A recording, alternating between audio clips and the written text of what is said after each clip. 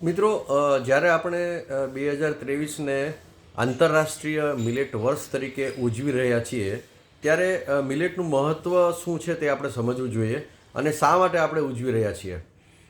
Millet એટલે એક પ્રકારનું અનાજ જ છે અને જેને આપણે ધાન્ય તરીકે ઓળખીએ છીએ. મિલેટ એટલે આપણે જે આજથી 100-200 વર્ષ પહેલાં આપણી સંસ્કૃતિમાં જે આપણે ખાતા હતા, જેને તૃણધાન્ય કહેવાય, જેને જાડા અનાજ અથવા તો મોટા અનાજ તરીકે પણ ઓળખવામાં આવે છે. સાઇઝમાં એકદમ નાના હોય છે. મિલે મતલબ નાના. મિલેટ એટલે જે ઝીણા દાણા છે, જેમાં ખાસ કરીને મિલેટ્સના જે પ્રકારો છે એ 3 પ્રકારો છે: નેગેટિવ મિલેટ્સ, ન્યુટ્રલ મિલેટ્સ અને પોઝિટિવ મિલેટ્સ.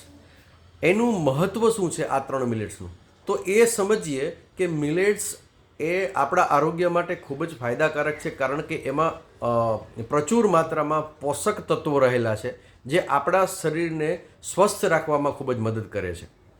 એ સિવાય આ જે મિલેટ્સ છે એટલે આ અનાજ છે જેને ઉગાડવા ખૂબ જ સહેલા છે અને ઓછા પાણીની અંદર એ ઉગી રહ્યા છે. આપણે કમ્પેર કરીએ ઘઉં અને ચોખાની સાથે તો અનેક ગણું ઓછું પાણી એના જરૂરિયાત એની હોય છે. અને એ સિવાય પાણીની જરૂરિયાત નથી, એટલે એમાં પેસ્ટિસાઇડ્સ અને જે જંતુનાશક દવાઓનો છંટકાવ જે જરૂરિયાત પડતી હોય છે એ બિલકુલ મિલેટ્સમાં જરૂર પડતી નથી. આ જે ઝીણા મિલેટ્સ છે એ કોઈપણ પેસ્ટિસાઇડ્સ, હર્બિસાઇડ્સ વગર એ આપોઆપ એની મેળે ઉગી નીકળે છે. એટલે જમીન માટે પણ ખૂબ જ ફાયદાકારક છે. આવી રીતે આરોગ્ય, જમીન, પર્યાવરણ અને પાણી માટે ખૂબ જ ફાયદાકારક છે. વધુમાં એ પક્ષીઓ અને પ્રાણીઓ માટે પણ ઉપયોગી છે, કારણ કે પક્ષીઓને ભાવતો ખોરાક છે, જેથી પક્ષીઓ, નાના પક્ષીઓ આવા ખેતરમાં આવે છે અને થોડા ઘણો એ મિલેટ્સના દાણાઓ ખાય છે અને એની સામે એના પૂટ્સ જે હોય છે, એટલે એની ચરક હોય છે, તે જમીનમાં પડે છે અને એનાથી જમીન ફળદ્રુપ બને છે. એક કુદરતી એક પ્રક્રિયાનો ભાગ છે, પર્યાવરણનું સંતુલન જેને આપણે કહી શકીએ. અને પ્રાણીઓ માટે આ જે ઘાસ છે એ બેસ્ટ ફોડર છે, એટલે કે દૂધાળા પશુઓ માટે આ ધાન્ય ખૂબ જ અગત્યનું છે. માટે સાર્વત્રિક રીતે જો જોઈએ તો આ જે ધાન્ય છે એ ફક્ત મનુષ્ય માટે નહીં કે ફક્ત આરોગ્ય માટે નહીં, પણ પ્રકૃતિ, પ્રાણી, પર્યાવરણ, પક્ષી અને સર્વ માટે ફાયદાકારક છે.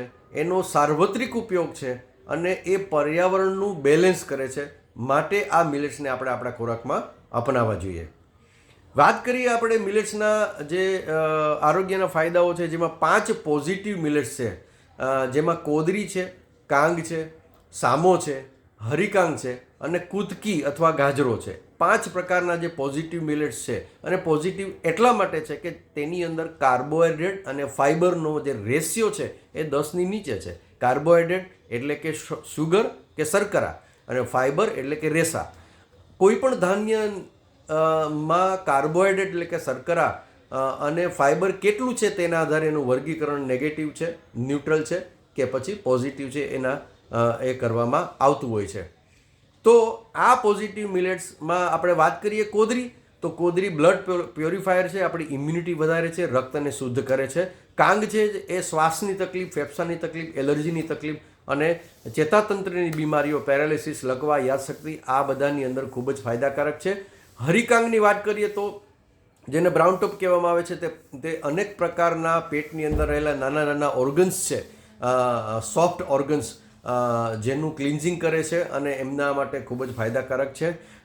સામાની વાત કરીએ તો જે સામો જે છે એ લીવર ક્લિન્ઝિંગ કરે છે, આપણા શરીરની અંદરથી ટોક્સિન્સને બહાર કરે છે અને ઓવરઓલ હેલ્થ આપણી ઇમ્પ્રૂવ કરે છે. કુદકીની વાત કરીએ લિટલ મિલેટની, તો લિટલ મિલેટ છે એ રિપ્રોડક્ટિવ ઓર્ગન્સ, ખાસ કરીને પુરુષ અને સ્ત્રી માટે, બંને માટે પ્રજનન તંત્રના રોગો છે એ અને એના જે અવયવો છે એના માટે ફાયદાકારક છે. આવી રીતે 5 મિલેટના અલગ અલગ ફાયદાઓ છે જે આપણે જાણી શકીએ. શા માટે એ જે મિલેટ છે એ આટલું બધું પ્રમોશન કરવામાં આવે છે કે ભારતની અંદર અનેક મોટી જમીનો એમને પડી છે કે જે પાણીના અભાવે ત્યાં ખેતી કરી શકાતી નથી. તો આ જે પાક છે તે ઓછી પાણીમાં તો થાય જ છે, પરંતુ એ સર્વ પ્રકારના વાતાવરણમાં, એટલે ગરમી ખૂબ જ હોય કે ઠંડી ખૂબ જ હોય, તો એ રેઝિસ્ટન્ટ છે. અને એમ કહી શકાય કે અનેક પ્રકારની વિષમ આબોહવા, કારણ કે ભારત બહુ મોટો દેશ છે અને અનેક વિસ્તારમાં આબોહવા અને જમીનમાં પુષ્કળ ફરક છે.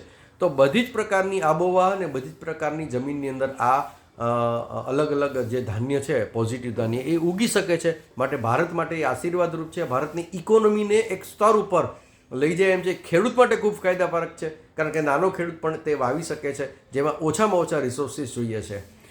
વેલ્યુ એડિંગની વાત કરીએ તો મિલેટમાંથી અનેક પ્રકારની વાનગીઓ બનાવવા માટેની હાલમાં કોશિશ થઈ રહી છે, અને હવે તો મોટા મોટા જાયન્ટ લોકો પણ એમાં પ્રવેશી રહ્યા છે. ત્યારે ફક્ત મિલેટની ખીચડી કે મિલેટની ભાત ન ખાતા મિલેટમાંથી મિલેટ મંચુરિયન, મિલેટના ઢોસા, મિલેટની હાંડવો, મિલેટની અલગ અલગ સ્વીટ્સ, મિલેટના બિસ્કિટ્સ, મિલેટની કૂકી, મિલેટની કેક, થોડા ઘણા મિક્સિંગ કરીને સરસ રીતે મિલેટનું બનાવી શકાય છે, જેથી જે આપના બાળકો જે છે તે ફક્ત મેંદા ઉપર આધારિત ખોરાક ખાઈ રહ્યા છે એને બદલે મિલેટ આધારિત જો આ ખોરાક ખાય તો એની તંદુરસ્તી માટે ખૂબ જ ફાયદાકારક છે.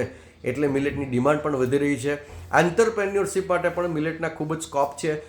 સ્મોલ સ્કેલ ઉપર મિલેટનું ગ્રોઈંગ, મિલેટનું પેકિંગ, મિલેટનું સેલિંગ, મિલેટનું વેલ્યુ એડિશન કરીને પ્રોડક્ટ્સનું માર્કેટિંગ અને મિલેટ એક્સપોર્ટ, કારણ કે વિદેશની અંદર પુષ્કળ મિલેટની ડિમાન્ડ વધી રહી છે, કારણ કે 71+ કન્ટ્રીઝે આ મિલેટને માન્યતા આપી છે. એટલે મિલેટની ડિમાન્ડ્સ આવતા વર્ષોમાં ખૂબ જ વધવાની છે. માટે આંતરપ્રેન્યોરશિપના પણ પુષ્કળ ચાન્સ છે, જેમાં સરકાર સંપૂર્ણપણે સહયોગ આપી રહી છે અને ચોક્કસ પ્રકારના નિયમો સાથે એની લોન અને સરકાર મદદ કરી છે. ત્યારે મિલેટની વાવણી, મિલેટનું પ્રોસેસિંગ, મિલેટનું પેકિંગ, મિલેટનું સેલિંગ, મિલેટનું ટ્રેડિંગ, મિલેટનું વેલ્યુ એડિશન બધા જની અંદર ધંધાના સ્કોપ રહેલા છે. આમ મિલેટ સાર્વત્રિક રીતે એક ખેડૂત માટે, એક વ્યક્તિના આરોગ્ય માટે, જમીન પર્યાવરણ માટે, સંપૂર્ણ દેશ માટે, વિશ્વ માટે મિલેટ ખૂબ જ ફાયદાકારક છે. અને એ પુરાતની છે. આપણી જે સંસ્કૃતિમાં આપણા એન્સેસ્ટર છે, આપણા પૂર્વજો છે, તે આ ખાઈને જ મોટા થયેલા છે. ઘઉં અને ચોખા અને હવે મેંદા ઉપર આપણે જે અત્યારે સંપૂર્ણપણે આપણો ખોરાકનો આધાર છે તે બદલીને ફરી પાછું મિલેટને આપણા ખોરાકમાં લાવવું પડશે.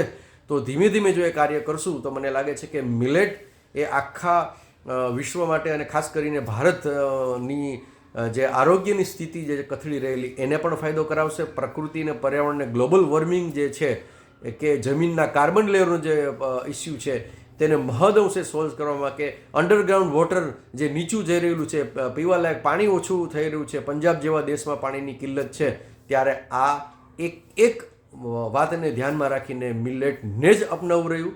અને મિલેટને અપનાવીને આવનારા 10-20 વર્ષોમાં આપણે ભારતની અને વિશ્વની શકલ બદલી શકીએ. Thank you.